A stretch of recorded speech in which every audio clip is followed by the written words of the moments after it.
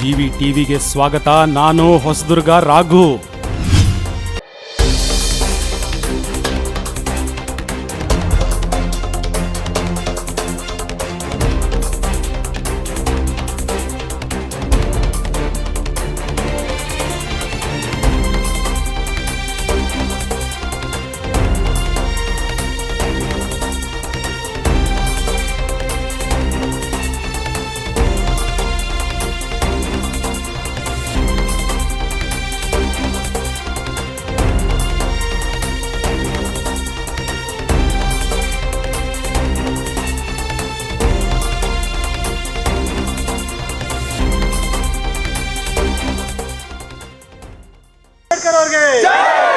Baba Saheb doctor B are Ambedkar ಅವರಿಗೆ ಜೈ ಭೀಮ್ ಜೈ ಭೀಮ್ ಜೈ ಭೀಮ್ ಜೈ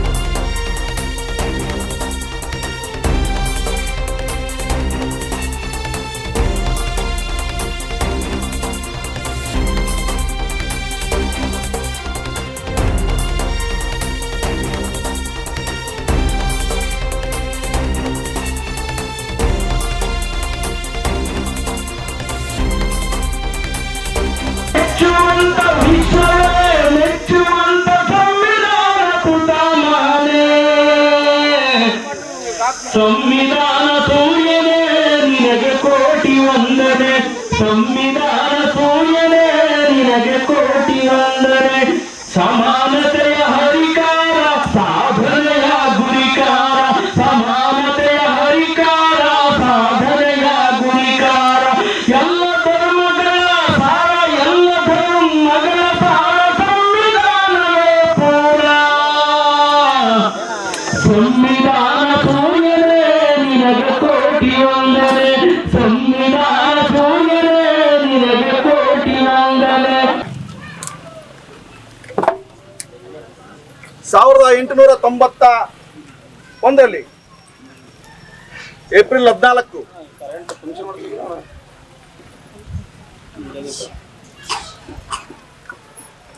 ಬಾಬಾ ಸಾಹೇಬರು ಜನ್ಮ ಆಗ್ತದೆ. ಮಧ್ಯಪ್ರದೇಶದ ಮಹೋ ಅನ್ನತಕ್ಕಂಥ ಸ್ಥಳದಲ್ಲಿ ಬಾಬಾ ಸಾಹೇಬರು ಜನ್ಮ ಆಗ್ತದೆ.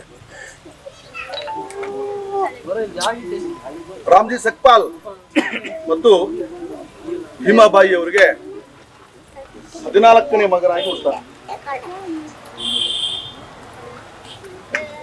ಅವರ ಸ್ವಂತ ಊರು ಮಹಾರಾಷ್ಟ್ರದ ರತ್ನಗಿರಿ ಜಿಲ್ಲೆಯ ಅಂಬೇವಾಡಿ.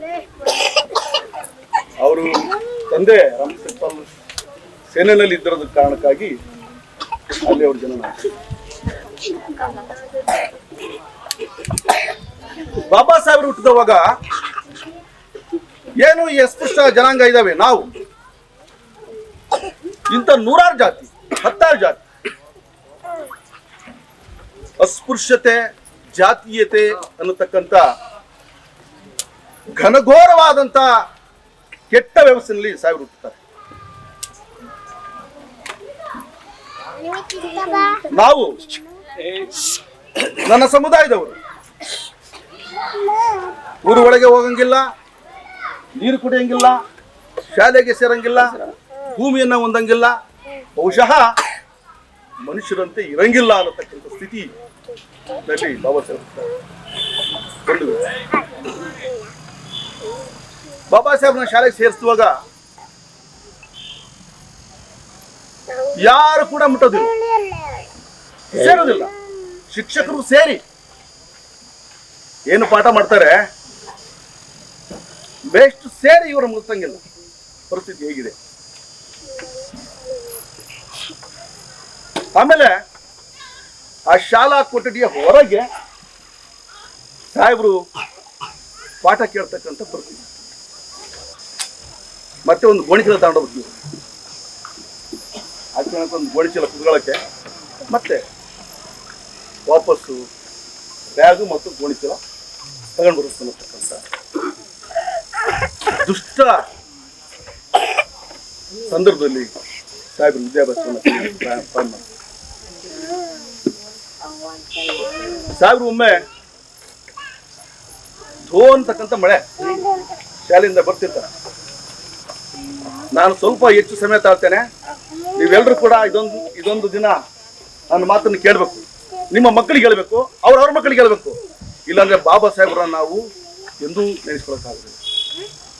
ನಾವು ಆಚರಿಸಿರೋದಕ್ಕಿಂತ ಹೆಚ್ಚಾಗಿ ಬಾಬಾ ಸಾಹೇಬ್ರು ಹೆಂಗೆ ನಮಗೆಲ್ಲ ಅನುಕೂಲ ಮಾಡಿದ್ರು, ಹೆಂಗೆ ಹುಟ್ಟಿ ಬೆಳೆದ್ರು ಅಂತ ನಿಮ್ಮ ಮಕ್ಕಳಿಗೆ ನಿಮ್ಮ ಮನೇಲಿ ಕೂತ್ಕೊಂಡಾಗ ಅವ್ರಿಗೆ ಅಂತ ಮಹಾನ್ ನಾಯಕ. ಓಕೆ, ದೋ ಅನ್ನತಕ್ಕಂಥ ಮಳೆ ಸುರಿಯುವಾಗ ಶಾಲೆ ಬಿಟ್ಟಿರ್ತಾರೆ, ಸಾಹೇಬ್ರು ಬರ್ತಾರೆ. ಅನಿವಾರ್ಯವಾಗಿ ಒಂದು ಮನೆಯ ಗೋಡೆಗೆ ಹೊರಗೆ, ಮನೆಯ ಗೋಡೆಗೆ ನಾವು ಕೂಡ ಅಷ್ಟೇ ಮಳೆ ಬಂದ್ರೆ ಇಲ್ಲೆಲ್ಲೋ ನೆರಳು ಮನೆ ಸೂರು ಕಟ್ಟವು ನಿಂತ್ಕೊಂತ ಅಜ. ಆಗ ಆ ಮನೆಯ ಹೆಣ್ಮಗಳು ಬಂದು ಸಾಹೇಬ್ರನ್ನ ಬ್ಯಾಗ್ ಸಮೇತ ದಾರಿ, ನೀನು ನನ್ನ ಮನೆಯ ಗೋಡೆಯನ್ನ ಹೊರಗೆ ಕುತ್ಕೊಂಡು ನಿಂತ್ಕೊಂಡಿದ್ರಿಂದ ನನ್ನ ಮನೆ ಪವಿತ್ರ ಆಗ್ತೀನಿ ಅಂತ ಹೇಳಿ ಸಾಹೇಬ್ರನ್ನ ಬಾಬಾ ಸಾಹೇಬ್ ಸಣ್ಣ ಮಗುನ ಆ ಫೋನ್ ಮಳೆನಲ್ಲಿ ಆ ಕೆಸರಿಗೆ ತಂದು ಈ ಥರದ ಕಷ್ಟವನ್ನು ಪ್ರಾಥಮಿಕ ಶಾಲೆಯ ಹಂತದಲ್ಲಿ ಬಾಬಾ ಸಾಹೇಬ್ ಅನುಭವಿಸ್ತಾರೆ.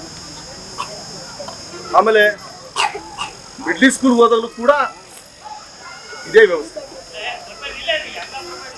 ಹೈಸ್ಕೂಲ್ ಹೋದಾಗಲೂ ಕೂಡ ಇದೇ ವ್ಯವಸ್ಥೆ. ಮುಟ್ಟಬಾರದಂತ ಈ ಜನಾಂಗವನ್ನ, ಈ ಜಾತಿಯನ್ನ ಮುಟ್ಟಬಾರದು, ಮುಟ್ಟಿದ್ರೆ ನಾವು ಅಪವಿತ್ರವಾಗ್ತೀವಿ ಅಂತಕ್ಕಂಥದ್ದು. ಅವರು ಕೂಡ ಈ ತರದೇ ಸಮಸ್ಯೆ. ಬಾಬಾ ಸಾಹೇಬರು ಯೋಚನೆ ಮಾಡ್ತಾರೆ ಏನ್ ಮಾಡ್ಬೇಕು ಅಂತಕ್ಕಂಥದ್ದನ್ನ ಯೋಚನೆ ಮಾಡ್ತಾರೆ. ನಿಮಗೆ ಗೊತ್ತಿರ್ಲಿ, ಬಾಬಾ ಸಾಹೇಬರು SSLC ಪಾಸ್ ಮಾಡ್ತಾರೆ. SSLC ಪಾಸ್ ಮಾಡಿದ್ದು ಆ ಸುತ್ತ ಇಡೀ ಯಾರು ಕೂಡ ಮಾಡುವ ಮಹಾರ ಜನಾಂಗದವರು SSLC ಪಾಸ್ ಆಗಿರೋದು. ಆಗ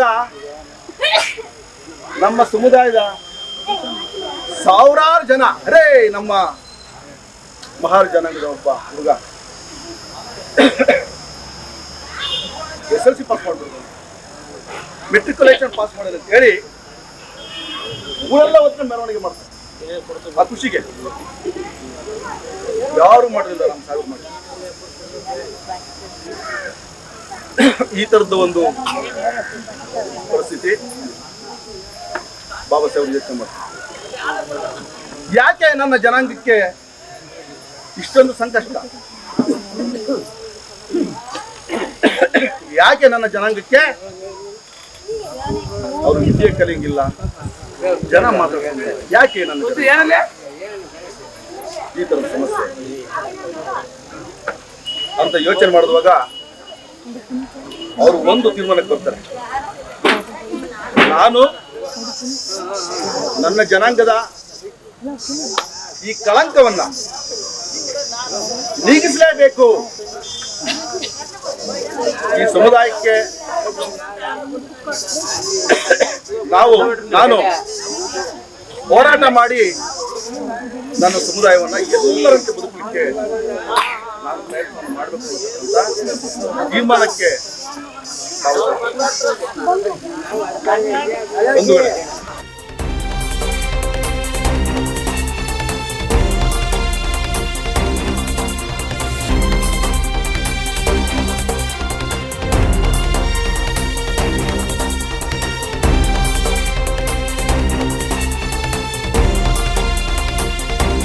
ಮಾತಂಗಿ ಕುಲನಮ್ಮದೇ ಕೇಳಿ ಜಾಂಬೂರ ನಮ್ಮದೇ ಮಾತಂಗಿ ಕುಲನಮ್ಮದು ಜಾಂಬೂರ ನಮ್ಮದು ಮಾತಂಗಿ ಕುಲನಮ್ಮದು ಜಾಂಬೂರ ನಮ್ಮದು. ಜಾಂಬೂರ ಅಂದ್ರೆ ಗೊತ್ತಿರಲ್ಲ, ರಾಮಾಯಣದಲ್ಲಿ ಬರ್ತಕ್ಕಂಥ ಜಾಂಬು ಅಂತ ಶ್ರೀಕೃಷ್ಣನೊಂದಿಗೆ ಹೋರಾಡಿ ಒಂದು ಸಮಂತಕ ಮಣ್ಣಿನ ಕೊಟ್ಟು ಸಾಂಪ್ರದಾಯಿಕವಾಗಿ ಜಾಂಬವತಿ ಮಗಳನ್ನು ಕೊಟ್ಟು ಮದುವೆ ಮಾಡಿದಂತ ಶ್ರೀಕೃಷ್ಣ ನಮಗೆ ನಾವು ಸಂಪ್ರದಾಯವಾಗಿ ನಮ್ಮ ಜಾಂಬವತಿಯನ್ನ ಕೊಟ್ಟಿರುವಂಥದ್ದು ಇದು ಇತಿಹಾಸ. ಈಗ ಹೇಳ್ತಾರೆ ಅವರ ವ್ಯಕ್ತಿಗಳಿಗೆ ನಾವು ಹೋಗಿಲ್ಲ ಅಂತ ಪರಿಸ್ಥಿತಿ ಇದೆ. ನೋಡು, ಮಲಯ ಮಹದೇಶ್ವರ ವಿಶ್ವಗುರು ಸಿದ್ಧರ ಮಲಯ ಮಹದೇಶ್ವರ ಸ್ವಾಮಿ ಕೇಳಿದರೆ ಅವರು ಮಾತುಗಳ ಮೂಲ ಅಂತಕ್ಕಂಥದ್ದು. ವಿಶ್ವಗುರು ಸಿದ್ಧರ ವಿಶ್ವಗುರು ಸಿದ್ಧಾಂತ ಇವತ್ತು ಸಾಧು ಸಮಾಜದವರು ಏನು ಮೂಲ ಪುರುಷ ವಿಶ್ವಗುರು ಸಿದ್ಧಾಂತ ಪೂಜೆ ಮಾಡ್ತಾ ಇರೋದು ಮಾತುಗಳ ಕುಲಗಳು ಅಂತ ಕಥೆಗಳನ್ನು ನೆನಪು ಮಾಡ್ಕೊಳ್ತಾ ಇದ್ದಾರೆ.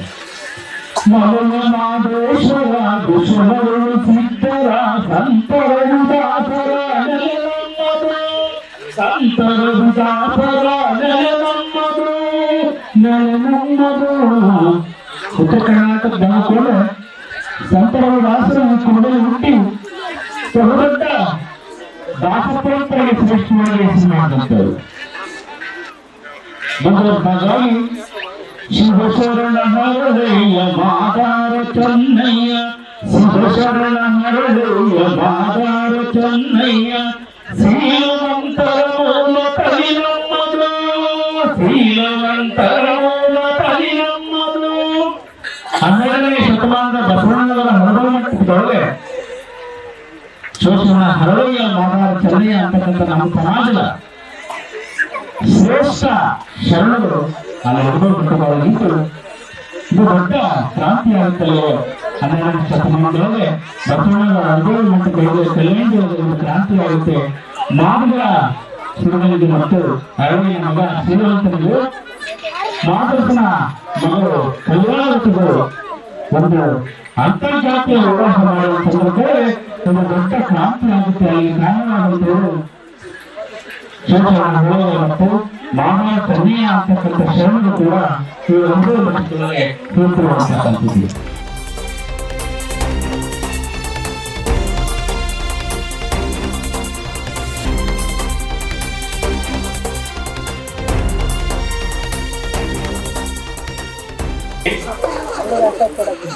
ಅವರು ಈ ದೇಶಕ್ಕೆ ಈಗಾಗಲೇ 135 ಕೋಟಿ ಜನಸಂಖ್ಯೆಗೆ ಅನ್ನ ಯಾವ ರೀತಿ ಒದಗಿಸಬೇಕು ಅಂತಕ್ಕಂಥದ್ದನ್ನ ಚಿಂತನೆ ಮಾಡಿ ಆ ಕಾಲದಲ್ಲಿ ಕೃಷಿ ಮಂತ್ರಿಗಳಾಗಿ ಹೊರದೇಶಗಳಿಗೆ ಹೋಗಿ ಬೇರೆ ಬೇರೆ ಒಳ್ಳೊಳ್ಳೆ ಬೀಜಗಳನ್ನ ಪಡ್ಕೊಂಡು ಈ ದೇಶಕ್ಕೆ ತಂದು ಕೊಟ್ಟು 135 ಕೋಟಿ ಜನರು ಇವತ್ತು ಸುಖವಾಗಿ ಸಂತೋಷವಾಗಿ ಉಣ್ತಕ್ಕಂಥ ಅನ್ನ ತಿಂತಕ್ಕಂಥ ಬದುಕನ್ನ ಮಾಡಿದಾರಂದ್ರೆ ಅದು ಬಾಬು ಜಗಜೀವನ್ ರಾಮ್ ಅಂತಕ್ಕಂಥದ್ದನ್ನ ನಾವ್ಯಾರು ಕೂಡ ಮರಿಬಾರ್ದು ಬಂಧುಗಳೇ. ಹಾಗೇನೆ ಡಾಕ್ಟರ್ BR ಅಂಬೇಡ್ಕರ್ ಒಂದು ಮಾತನ್ನ ಹೇಳಿದ್ದಾರೆ, ಸಂಘಟನೆ, ಶಿಕ್ಷಣ, ಹೋರಾಟ. ಸಂಘಟನೆ ಆಗ್ಬೇಕು, ಶಿಕ್ಷಣ ಪಡ್ಕೋಬೇಕು, ಹೋರಾಟಗಳನ್ನು ಮಾಡ್ಬೇಕು ಅಂತೇಳಿ. ಹಾಗೇನೆ ಇವತ್ತು ನಾವೆಲ್ಲರೂ ಕೂಡ ವಿದ್ಯಾವಂತರಾಗಲೇಬೇಕು. ವಿದ್ಯಾವಂತರಾದ್ರೂ ಮಾತ್ರ ಏನು ಡಾಕ್ಟರ್ BR ಅಂಬೇಡ್ಕರ್ ಅವರು ಸಂವಿಧಾನದಲ್ಲಿ ನಮಗೆ ಒಂದು ಸವಲತ್ತುಗಳನ್ನು ಒದಗಿಸಿದ್ದಾರೆ. ಆ ಸವಲತ್ತನ್ನ ಪಡ್ಕೋಬೇಕಾದ್ರೆ ಶಿಕ್ಷಣ ಬೇಕು, ಸಂಘಟನೆ ಆಗ್ಬೇಕು, ಹೋರಾಟ ಮಾಡಬೇಕು. ಈ ಮೂರು ಒಂದು ಏನು ಪದಗಳನ್ನ ನಾವು ಅಳವಡಿಸ್ಕೊಂಡು ಹೋದ್ರೆ ಖಂಡಿತ ನಾವ್ಯಾರು ಕೂಡ ಉದ್ಧಾರ ಆಗಕ್ಕೆ ಸಾಧ್ಯನೇ ಇಲ್ಲ. ಹಾಗೆಯೇ ಇವತ್ತು ಡಾಕ್ಟರ್ BR ಅಂಬೇಡ್ಕರ್ ಅವರು ಸಂವಿಧಾನದಲ್ಲಿ ಬಹಳ ಸ್ಪಷ್ಟವಾಗಿ ಅಳವಡಿಸಿದ್ದಾರೆ. ಏನು ಜನಸಂಖ್ಯೆಗೆ ಅನುಗುಣವಾಗಿ ಮೀಸಲಾತಿಯನ್ನ ಕಲ್ಪಿಸಬೇಕು ಅಂತಕ್ಕಂಥದ್ದನ್ನ ಹೇಳಿದ್ದಾರೆ. ಆದರೆ ಒಳ ಮೀಸಲಾತಿ ಕೊಡಬೇಕು. ಈ ದೇಶದಲ್ಲಿ, ರಾಜ್ಯದಲ್ಲಿ ಮಾದಿಗರು ಬಹಳಷ್ಟು ಹಿಂದುಳಿದಿವೆ. ಶಿಕ್ಷಣದಲ್ಲಿ, ಆರ್ಥಿಕವಾಗಿ ಎಲ್ಲರೂ ಹಿಂದುಳಿದಿವೆ. ಹಸುವಿನಿಂದ ಸಾಯ್ತಾ ಇದ್ದಾರೆ. ಅದಕ್ಕೋಸ್ಕರ ಇವರಿಗೆ ಮಕ್ಕಳಿಗೆ ಶಿಕ್ಷಣ ಕೊಡಬೇಕು ಅಂದ್ರೆ, ಅವರಿಗೆ ಹಸುವನ್ನ ಅಡಗಿಸ್ಬೇಕಾದ್ರೆ, ಅನ್ನವನ್ನ ಕೊಡಬೇಕಾದ್ರೆ ಒಳ ಮೀಸಲಾತಿ ಬೇಕೇ ಬೇಕು ಅಂತಕ್ಕಂಥ ಮಾತನ್ನ ಹೇಳಿದ್ದಾರೆ. ಆದ್ರೆ ಒಳ ಮೀಸಲಾತಿ ಬೇಕೇ ಬೇಕು ಅಂತೇಳಿ 40 ವರ್ಷಗಳ ಕಾಲ ಎಲ್ಲ ಸರ್ಕಾರಗಳನ್ನ ಕೇಳ್ತಾನೆ ಬಂದಿದ್ದೇವೆ. ಯಾವ ಸರ್ಕಾರಗಳು ಕೂಡ ಗಮನಕ್ಕೆ ತಂದ್ಕೊಂಡಿಲ್ಲ. ಸುಮಾರು ಈಗ 1 ವರ್ಷದಿಂದ ಈ ಸರ್ಕಾರದ ಮುಂದೆ ಹೋರಾಟ ನಡೀತಾ ಬಂದಿದೆ. ಇವತ್ತು ಸಿದ್ದರಾಮಯ್ಯನವರು ಹೇಳ್ತಾರೆ, ನಾನು ಮಾದಿಗರಿಗೆ ಒಳ ಮೀಸಲಾತಿ ಕೊಡಬೇಕು. ಯಾವಾಗ ಕೊಡಬೇಕು? ಇಲ್ಲ, ಕ್ಯಾಬಿನೆಟ್ ಕರಿತೀನಿ, ಕ್ಯಾಬಿನೆಟ್ ನಲ್ಲಿ ತೀರ್ಮಾನ ಮಾಡ್ತೀನಿ. ಯಾವಾಗ ನೀನ್ ತೀರ್ಮಾನ ಮಾಡೋದು? ಮಾಡ್ತೇನೆ ಅಂತ ಹಿಂಗೆ ಹೇಳಿಕೆ ಮುಂದೆ ಮೊನ್ನೆ ತಾನೇ ಒಂದು ತೀರ್ಮಾನವನ್ನು ಮಾಡಿದ್ದಾರೆ. ತೀರ್ಮಾನ ಅಂದ್ರೆ ಏನು? ಇವತ್ತು 3 ಕಮಿಟಿಗಳನ್ನ ಮಾಡಿದೆ ಈ ಸರ್ಕಾರಗಳು. ಒಂದು ಸದಾಶಿವ ಆಯೋಗವನ್ನ ಮಾಡ್ತು. ಮಾದಿಗರು ಈ ರಾಜ್ಯದಲ್ಲಿ ಎಷ್ಟು ಜನಸಂಖ್ಯೆ ಇದೆ, ಅವರಿಗೆ ಯಾವ ರೀತಿ ಒಳ ಮೀಸಲಾತಿ ಕೊಡಬೇಕು ಅಂತಕ್ಕಂಥ ಕಮಿಟಿ ಮಾಡ್ತು. ಸದಾಶಿವ ಆಯೋಗ ಅಂತಕ್ಕಂಥ ಒಬ್ಬ ನ್ಯಾಯಾಧೀಶರು ಈ ರಾಜ್ಯದಲ್ಲಿ ಮಾದಿಗರು ಬಹುಸಂಖ್ಯಾತರಿದ್ದಾರೆ, ಅವರಿಗೆ 6% ಮೀಸಲಾತಿ ಕೊಡಬೇಕು ಅಂತಕ್ಕಂಥ ವರದಿ ಮಾಡಿಟ್ಟಿದ್ದಾರೆ. ಮತ್ತೆ ನನ್ನ ಅಣ್ಣ ತಮ್ಮಂದಿರಾಗಿರ್ತಕ್ಕಂಥ ವಲಯ ಜನಾಂಗಕ್ಕೆ 5% ಅನ್ನ ಕೊಡಬೇಕು ಒಳ ಮೀಸಲಾತಿ ಅಂತಕ್ಕಂಥದ್ದನ್ನು ಕೂಡ ಅಳವಡಿಸಿದ್ದಾರೆ. ಮತ್ತೆ ಬೋವಿ ಲಂಬಾಣಿ ಅವ್ರಿಗೂ ಕೂಡ 4.5% ಅನ್ನ ಕೊಡಬೇಕು ಅಂತಕ್ಕಂಥದ್ದನ್ನ ಅಳವಡಿಸಿದ್ದಾರೆ. ಮತ್ತೆ ಕೊರ್ಚ, ಕೊರಮ, ದಕ್ಕದಾರ ಇನ್ನೊಂದು ಜಾತಿಗಳಿಗೆ 1% ಅನ್ನ ಕೊಡಬೇಕು ಅಂತಕ್ಕಂಥದ್ದನ್ನ ಸದಾಶಿವ ಆಯೋಗ ವರದಿ ಹೇಳ್ತಿದೆ. ನಾಗಮೋಹನ್ ದಾಸ್ ವರದಿ ಹೇಳ್ತಿದೆ. ಮತ್ತೆ ಮೊನ್ನೆ ನಮ್ಮ ಜನತಾದಳ ಬಿಜೆಪಿ ಸರ್ಕಾರದ ಸಂದರ್ಭದಲ್ಲಿ ಮಾಧುಸ್ವಾಮಿ ನೇತೃತ್ವದಲ್ಲಿ ಒಂದು ಕಮಿಟಿಯನ್ನ ಮಾಡಿದರು. ಆ ವರದಿನೂ ಕೂಡ ಹೇಳ್ತಿದೆ, ಮಾಧುಸ್ವಾಮಿ ವರದಿ ಮಾದಿಗರಿಗೆ 6% ಕೊಡಬೇಕು ಅಂತೇಳಿ. ನಾಗಮೋಹನ್ ದಾಸ್ ವರದಿ ಹೇಳ್ತಿದೆ 6% ಮಾದಿಗರಿಗೆ ಕೊಡಬೇಕು ಅಂತೇಳಿ. ಕೊಡ್ಲಿಲ್ಲ ಸರ್ಕಾರ. 3 ಕಮಿಟಿಗಳನ್ನ ಮಾಡಿದ್ರು ಕೂಡ ಕಮಿಟಿಯಲ್ಲಿ 3 ಸಲ ಜನಗಣತಿ ಮಾಡಿದ್ರು ಕೂಡ ಜನಸಂಖ್ಯೆ ಇದೆ, ಅವ್ರಿಗೆ 6% ಕೊಡಬೇಕು ಅಂತ 3 ವರದಿಗಳು ಹೇಳ್ತವೆ. ಆದ್ರೂ ಕೊಡ್ಲಿಲ್ಲ. ಇವರು 5%, 5%, 25 ಪಾಯಿಂಟ್ ಇಳಿಸಿದ್ದಾರೆ. ಇದು ಯಾವ ನ್ಯಾಯ? ಈ ಸಮಾಜ ಹೆಂಗ್ ಉದ್ಧಾರ ಆಗ್ಬೇಕು? ಇವತ್ತು ಆಸ್ತಿಗಳಿಲ್ಲ, ಜೀವನ ಕಷ್ಟ, ಮಕ್ಕಳು ಓದ್ಸಕ್ಕಾಗಲ್ಲ, ಕಾಯಿಲೆ ಕಸಾಲೆ ಬಂದು ಆಸ್ಪತ್ರೆ ತೋರ್ಸ್ಕೊಳಕ್ಕಾಗಲ್ಲ ಈ ಸಮಾಜ. ಅಂತ ಕಷ್ಟದಲ್ಲಿದ್ದಂತ ಸಂದರ್ಭದಲ್ಲಿ ಸರ್ಕಾರಗಳು ಸರಿಯಾಗಿ ಕಣ್ಣು ಬಿಡದನೆ, ಜಾತಿ ಗಣತಿ ಸರಿಯಾಗಿ ಮಾಡದನೆ, ಅವರಿಗೆ ಸರಿಯಾದಂತ ಸವಲತ್ತನ್ನು ಕೊಡದನೆ ನಮಗೆ ಅವಿವಾರಿಸ ಕೆಲಸವನ್ನು ಈ ಸರ್ಕಾರಗಳು ಮಾಡ್ತಾ ಇದ್ದಾವೆ. ಬಂಧುಗಳೇ, ನೀವೆಲ್ಲರೂ ಕೂಡ ಮುಂದಿನ ದಿನಗಳಲ್ಲಿ ಬುದ್ಧಿ ಕಲ್ತ್ಕೋಬೇಕು. ಇವತ್ತು ನಮಗೆ 5% ಕೊಡ್ತಾರೆ, ಆದ್ರೆ ಅದು ಯಾವ ಅಂಗಲ್ನಲ್ಲಿ ಕೊಡ್ತಾರೆ ಅಂತಕ್ಕಂಥದ್ದು ಇನ್ನೂ ಕೂಡ ನಮಗೆ ಮನವರಿಕೆ ಇಲ್ಲ. ಇವತ್ತು ಕ್ಯಾಬಿನೆಟ್ ನಲ್ಲಿ ತೀರ್ಮಾನ ಮಾಡಿದರೆ ರಾಜ್ಯಪಾಲರು ಸಿಗ್ನೇಚರ್ ಇನ್ನೂ ಮಾಡಿಲ್ಲ. ಇವತ್ತು ಏನಾಗಿದೆ ಅಂತಂದ್ರೆ ಅದು ನಮಗೆ ಸ್ಪಷ್ಟೀಕರಣ ಇಲ್ಲ. ಎಂದು ರಾಜ್ಯಪಾಲರು ಸಿಗ್ನೇಚರ್ ಮಾಡಿ ಇವತ್ತು ಗೆಜೆಟ್ ನೋಟಿಫಿಕೇಶನ್ ಅನೌನ್ಸ್ ಮಾಡ್ತಾರೆ, ಕಾನೂನನ್ನು ಮಾಡ್ತಾರೆ, ಅವತ್ತು ನಮಗೆ ಮನವರಿಕೆ ಆಗ್ತದೆ. ಅಲ್ಲಿವರೆಗೂ ಮನವರಿಕೆ ಆಗುದಿಲ್ಲ.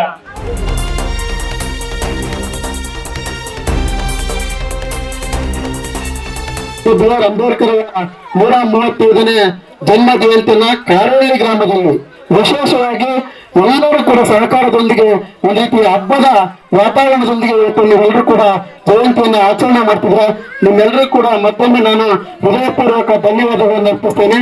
ನಿಮ್ಮ ಒಂದು ಜಯಂತಿ ತಾಲೂಕಿನ ಎಲ್ಲ ಗ್ರಾಮಗಳು ಕೂಡ ಒಂದು ಮಾದರಿ ಜಯಂತಿಯಾಗಿ ಹೊರಹೊಮ್ಮಿದೆ ಅಂತ ಹೇಳಿದ್ರೆ ತಪ್ಪಾಗಲಾರದು. ನಿಮ್ಮೆಲ್ಲರಿಗೂ ಕೂಡ ಅಂತ ಒಂದು ಅದ್ಭುತವಾದ ಶಕ್ತಿ ಕೊಟ್ಟಂತ ನಮ್ಮ ಅಪ್ಪಾಜಿ ಡಾಕ್ಟರ್ ಬಾಬಾ ಸಾಹೇಬ್ ಅಂಬೇಡ್ಕರ್ ಅವರು ಮುಂದಿನ ದಿನದಲ್ಲೂ ಕೂಡ ಕೊಡುಗೆ ದಾನಿಗಳಾಗಿ ನಿಮ್ಮ ಊರಿನಲ್ಲಿ ನಿಮ್ಮ ಗ್ರಾಮದಲ್ಲಿ ಕೂಡ ಡಾಕ್ಟರ್ ಬಾಬಾ ಸಾಹೇಬ್ ಅಂಬೇಡ್ಕರ್ ಅಂತ ಜ್ಞಾನಿಗಳು ನಿಮ್ಮೂರಲ್ಲಿ ಹುಟ್ಟಿ ನಾವು ಕೇವಲ ಕೂಡ ಜಯಂತಿಯನ್ನು ಆಚರಣೆ ಮಾಡುವ ಸಾಲದು ನಮ್ಮ ಮಕ್ಕಳಲ್ಲಿ ಶಿಕ್ಷಣ ಎನ್ನುವ ಬೀಜವನ್ನ ಬಿತ್ತಿದಾಗ ಮಾತ್ರ ನಮ್ಮ ಗ್ರಾಮವನ್ನ ನಮ್ಮ ತಾಲೂಕನ್ನ ಒಂದು ಉತ್ತುಂಗಕ್ಕೆ ಇರೋದ್ರಲ್ಲಿ ಸಂಶಯ ಇಲ್ಲ. ಹಾಗಾಗಿ ಈ ಒಂದು ಕಾರ್ಯಕ್ರಮದಲ್ಲಿ ಹೆಚ್ಚಾಗಿ ಮಹಿಳೆಯರು ಪಾಲ್ಗೊಂಡಿರ್ತಕ್ಕಂಥದ್ದು ಈ ಕಾರ್ಯಕ್ರಮಕ್ಕೆ ಅತ್ಯಂತ ಮೆರುಗನ್ನು ತಂದಿದೆ ಬಂದವರು. ನಾನು ಹೆಚ್ಚಾಗಿ ಹಳ್ಳಿಗಳಲ್ಲಿ ಮೂಢನಂಬಿಕೆಯ ದಾಸರಾಗಿ ನಾವೆಲ್ಲರೂ ಕೂಡ ಇದೆ. ಮಹಿಳೆಯರು ಅದರಿಂದ ಮೊದಲು ಹೊರಗೆ ಬರಬೇಕು. ನಿಮ್ಮ ಮಕ್ಕಳಲ್ಲಿ ಒಂದು ವೇಳೆ ಎಲ್ಲರೂ ಕೂಡ ಡಾಕ್ಟರ್ ಬಾಬಾ ಸಾಹೇಬ್ ಅಂಬೇಡ್ಕರ್ ಅವರ ಮೂಢನಂಬಿಕೆಯ ದಾಸ ಕಂಡುಕೊಂಡಿದ್ದೆ ಇವತ್ತು ಸಂವಿಧಾನವನ್ನ ಕೊಡ್ಲಿಕ್ಕೆ ಸಾಧ್ಯ ಆಗ್ತಿಲ್ಲ ಬಂಧುಗಳೇ. ಇವತ್ತು ಅಂಬೇಡ್ಕರ್ಗಿದ್ದಂತ ಕಷ್ಟ ನಮಗೇನಿಲ್ಲ. ನಮ್ಮ ಮಾವರಿದಂತೆ ಸರ್ಕಾರ ಎಲ್ಲಾ ರೀತಿ ಸೌಲಭ್ಯಗಳನ್ನು ಕೊಟ್ಟಿದೆ, ಆದ್ರೆ ಓದಿಸುವಂತ ಮನಸ್ಸು ನಮ್ಮಲ್ಲಿ ಬರಬೇಕು ಬಂಧುಗಳೇ. ಅಂಬೇಡ್ಕರ್ ಕೂಡ ಅದನ್ನೇ ಹೇಳಿದ್ದು, ಶಿಕ್ಷಣ ಎನ್ನುವುದು ಹುಲಿಯ ಹಾಲಿದ್ದಂತೆ, ಶಿಕ್ಷಣ ಎನ್ನುವುದು ಹುಲಿಯ ಹಾಲಿದ್ದಂತೆ, ಅದನ್ನ ಕುಡಿದವರು ಒಂದಲ್ಲ ಒಂದು ದಿನ ಗರ್ಜಿಸಲೇಬೇಕು ಅನ್ನೋ ಮಾತನ್ನ ಡಾಕ್ಟರ್ ಬಾಬಾ ಸಾಹೇಬ್ ಅಂಬೇಡ್ಕರ್ ಅವರಿಗೆ ಬಂದಿದೆ. ದಯಮಾಡಿ ನಾನು ಎಲ್ಲ ಯುವಕರಲ್ಲಿ ಮನವಿಯನ್ನ ಮಾಡ್ಕೊಳ್ತೇನೆ. ಮುಂದಿನ ದಿನದಲ್ಲಿ ನಿಮ್ಮ ಒಂದು ತಂಡದ ವತಿಯಿಂದ ನಮ್ಮ ಊರಿನಲ್ಲಿ ಯಾರು ಓದಲಿಕ್ಕೆ ಆಗದೇ ಇರ್ತಕ್ಕಂಥವ್ರನ್ನ ಗುರುತಿಸಿ ಅವರನ್ನು ಓದಿಸುವ ನಿಟ್ಟಿನಲ್ಲಿ ನಿಮ್ಮ ಒಂದು ಸಂಘಟನೆ ಕೆಲಸ ಮಾಡುವಂತ ನಾನು ನನ್ನ ವೈಯಕ್ತಿಕ ಕೇಳಿಕೆಯನ್ನು ಮನವಿ ಮಾಡ್ಕೊಳ್ತೀನಿ ತಂಡಗಳೇ. ತಮಗೆಲ್ಲ